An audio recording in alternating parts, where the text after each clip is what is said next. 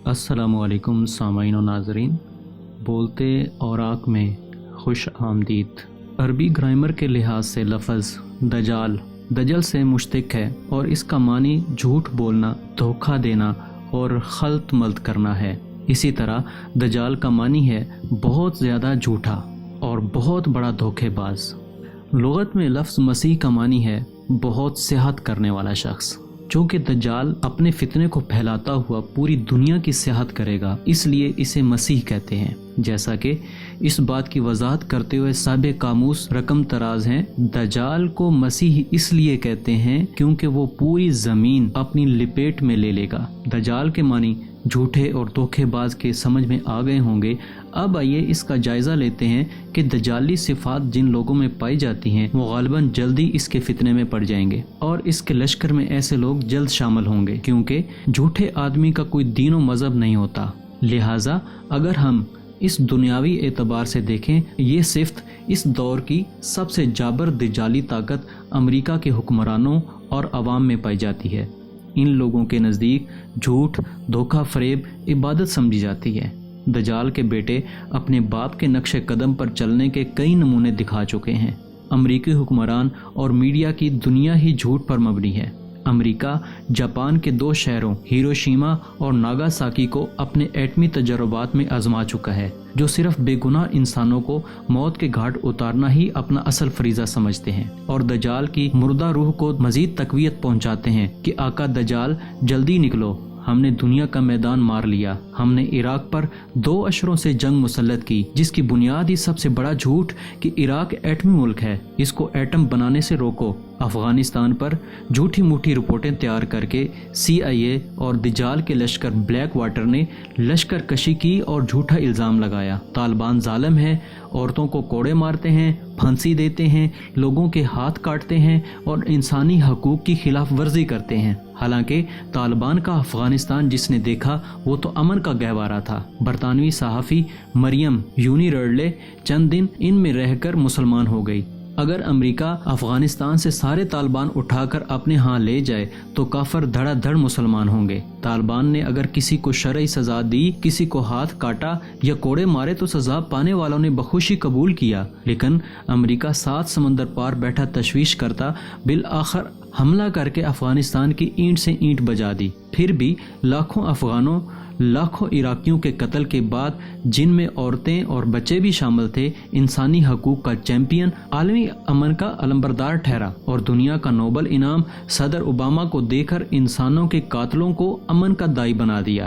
گویا پوری دنیا پر حکومت بھی امریکہ کی، ایوارڈ بھی امریکہ کے، جس کو چاہے دہشت گرد بنا ڈالے۔ کون پوچھنے والا ہے؟ امریکہ کا جو یار ہے اس کا بیڑا پار ہے۔ دجال کا لشکر امریکی بلیک واٹر اور اتحادی افواج کو کہا جائے تو اس میں مبالغہ آرائی نہ ہوگی، کیونکہ جس طرح دجال پوری دنیا کی سیر کرے گا اور اس کے فتنے میں کافر لوگ تو جلدی ہی آ جائیں گے، یوں دجال وقت بھی 7 سمندر پار سے اسلامی ملکوں پر حملہ آور ہیں۔ امریکہ کا پوری دنیا میں اپنے اڈے قائم کرنا بھی اس بات کی طرف اشارہ دیتا ہے کہ وہ دجال کی طرح پوری دنیا پر قبضہ اپنا حق سمجھتا ہے، اور اس کے حق کے بارے میں کوئی رکاوٹ بنے تو جس طرح دجال کے خدائی دعوے میں کوئی رکاوٹ بنے گا اور اس پر ایمان نہیں لائے گا تو وہ فرد مار ڈالا جائے گا، اسے دہشت گرد کا لقب دیا جائے گا۔ اسی طرح امریکہ کے راستے میں رکاوٹ بننے والا بھی یا مار دیا جاتا ہے یا دہشت گرد بنا دیا جاتا ہے۔ حدیث پاک صلی اللہ علیہ وآلہ وسلم میں ہے، لوگ دجال کے ڈر سے پہاڑوں میں چلے جائیں گے۔ مسلم شریف کے اندر یہ حدیث موجود ہے۔ چنانچہ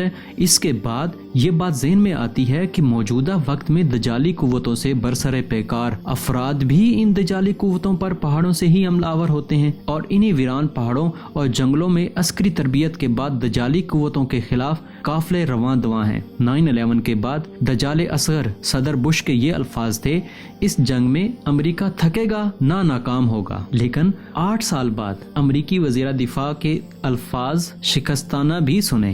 امریکی فوج اور قوم تھک چکی ہے، ہم افغانستان میں طویل جنگ کے متحمل نہیں ہیں۔ یہ بات امریکی وزیر دفاع نے جولائی 2009 میں کی تھی۔ جس طرح دجال پوری زمین کو اپنی لپیٹ میں لے گا، امریکہ کا بھی خواب ہے پوری زمین اس کی لپیٹ میں آ جائے، لیکن رسول اکرم صلی اللہ علیہ وآلہ وسلم کی بات سچی ہے، میری امت کی ایک جماعت حق کے دفاع کے لیے قتال کرتی رہے گی، جس نے ان سے دشمنی کی یہ اس پر غالب رہیں گے، یہاں تک کہ ان مجاہدین کی آخری جماعت دجال سے قتال کرے گی۔ ابو داؤد کے اندر یہ حدیث موجود ہے۔ قرآن کی آیت کا ترجمہ ہے، بے شک اللہ سچوں کے ساتھ ہے۔ اب اندازہ لگانا ہمارا کام ہے کہ دجال وقت امریکہ، اس کے اتحادی اور بلیک واٹر جھوٹوں کی جماعت ہے، اور اس کے مقابلے میں حق پر لڑنے والے سچے لوگ ہیں۔ لیکن جب ہم دجالی میڈیا کی طرف جاتے ہیں تو وہ ہمیں اس کے برعکس علیحدہ تصویر پیش کرتا ہے۔ ایک حدیث کا مفہوم یہ بھی ہے کہ آخری زمانے میں ایک فتنہ یہ بھی ہے کہ لوگ سچ کو جھوٹ اور جھوٹ کو سچ مان لیں گے۔ اللہ ہمیں حق پر ڈٹے رہنے کی استقامت دے۔ احادیث کے مطابق دجال کی آمد برحق ہے۔ ایک روایت میں ہے،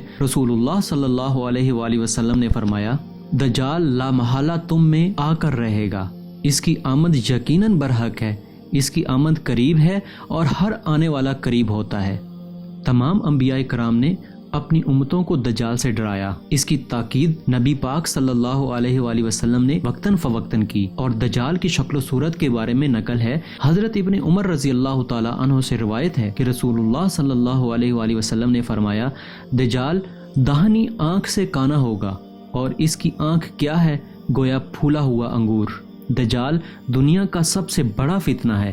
ایک روایت میں ہے، رسول اللہ صلی اللہ علیہ وآلہ وسلم نے فرمایا، آدم علیہ السلام سے لے کر قیامت تک اللہ کی مخلوق میں سے جس کے لحاظ سے دجال سے بڑا اور کوئی نہیں ہوگا۔ رسول اللہ صلی اللہ علیہ وسلم نے ایک اور جگہ ارشاد فرمایا، اے لوگو، بلا شبہ زمین میں دجال کے فتنے سے بڑا کوئی فتنہ نہیں۔ حضرت خدیجہ رضی اللہ تعالی عنہا سے روایت ہے، رسول اللہ صلی اللہ علیہ وآلہ وسلم کے پاس دجال کا ذکر کیا گیا تو آپ صلی اللہ علیہ وآلہ وسلم نے فرمایا، فتنہ دجال کے مقابلے میں مجھے تمہارے آپس کے فتنہ و فساد کا زیادہ خطرہ ہے۔ پہلے لوگوں میں سے جو کوئی اس فتنے سے محفوظ رہا وہ دراصل محفوظ ہے، اور آج تک دنیا میں کوئی بھی چھوٹا یا بڑا فتنہ ظاہر ہوا ہے وہ دجال کے فتنے کی وجہ سے ہے۔ حضرت انس رضی اللہ تعالی عنہ سے روایت ہے کہ رسول اللہ صلی اللہ علیہ وآلہ وسلم سے روایت ہے کہ ایران کے شہر اصفہان کے 70,000 یہودی سیاہ یا سبز چادریں اوڑھے ہوئے دجال کا ساتھ دیں گے۔ دجال کا لشکر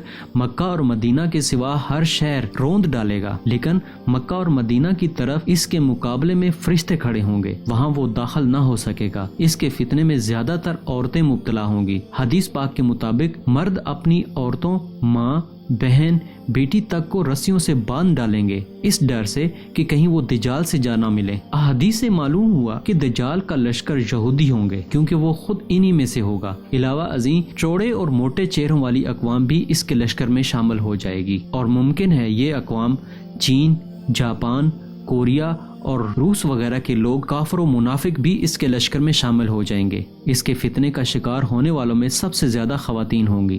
گویا دجال کے لشکری سیاہ و سبز چادروں سمیت اس کے لشکر میں شامل ہوں گے۔ شاید بلیک واٹر کے دجالی صلیبی سربراہ نے اس لیے اس کے نام میں بلیک، سیاہ شامل کیا تاکہ دجال کے لشکر کی نشانیاں پوری کر دی جائیں۔ موجودہ حالات میں یہی معلوم ہوتا ہے کہ دجال کا لشکر اپنی پوری تیاری کر چکا ہے، لیکن مسلمان غافل بیٹھے ہیں۔ ہم کو چاہیے کہ ان کالوں کے خلاف سیاہ جھنڈے والے لشکر جو کہ حضرت مہدی رضی اللہ تعالی عنہ اور حضرت عیسیٰ علیہ السلام سے مل جائیں گے، اس کی تیاری کریں۔ ہم سب کو چاہیے کہ سب مسلمانوں کو دجال کے فتنے سے بچانے کے لیے لوگوں کو آگاہ کریں اور دجال سے مقابلے کے لیے تیار رہیں۔ آج تک کے لیے اتنا ہی، اجازت دیجیے، اللہ حافظ۔